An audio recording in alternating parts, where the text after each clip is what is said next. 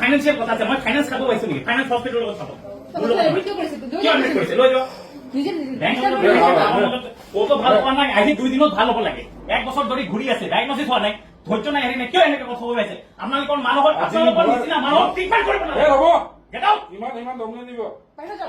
ইমান কিয় এনেকা পুলিচ মাতি দিম পুলিচ মাতক পুলিচ মাতালৈকে নলব পুলিচ মাতক তাৰপিছত যাম পুলিচৰ বাহাদুৰি পুলিচৰ মাতক পুলিচ মাতক ওলা ইয়াতে আহি মোৰ চেম্বাৰত আহি কিয় হেৰি কৰিছে পুলিচ মাতক যাওক সব পুলিচৰ বাহাদুৰি কোনে কিমান আছে ওলা ইয়াতো কিন্তু একদম জিৰো ধুৱাই যাবি এইটো ধেমালি নহয় আৰে বাবা দেখো বুজি পালে ইমান কি কথা বাবা ইমান ভয় না দেখাব ইয়াতে আহি কৰি আছে মোৰ চেম্বাৰত মাথা ফোন না হেৰি ফোন কৰক পুলিচক মাতক তাই ওলা সমালো খাদিং নিবা ওলা যা কোন তই পেশেন্ট আছে না পেশেন্ট আমারও পেশেন্ট আছে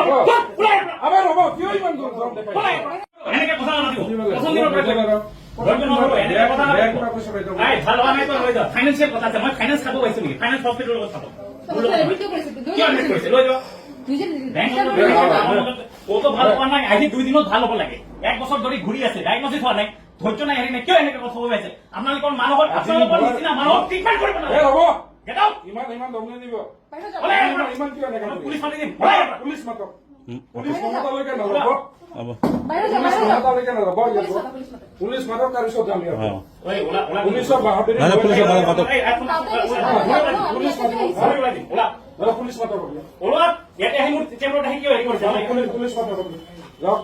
সব পুলিচৰ বাহাদুৰি কোনে কিমান আছে ওলা ইয়াতো কিন্তু একদম জিৰো ধুৱাই যাবি এইটো ধেমালি নহয় আৰে বাবা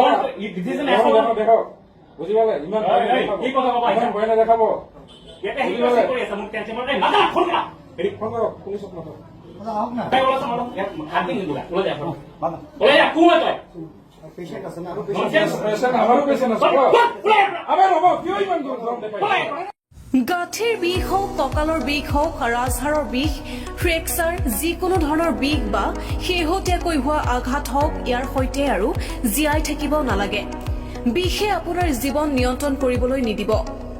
আজি আহক বাবা AK মেডিকোছ সোণাপুৰ য'ত উপলব্ধ অভিজ্ঞ অস্থিৰোগৰ বিশেষজ্ঞ ডক্টৰ PK পদ্মপতি যিকোনো ধৰণৰ বিষজনিত আৰু আঘাতজনিত কাৰণত আপোনাৰ বাবে প্ৰতিটো সময়তে উপলব্ধ বাবা AK মেডিকোছ সোমবাৰৰ পৰা শনিবাৰলৈ 10 বজাৰ পৰা 1:30 আপুনি পাব অস্থিৰোগৰ বিশেষজ্ঞক ফোন কৰক আৰু বিষমুক্ত কাইলৰ দিশত প্ৰথম পদক্ষেপ লওক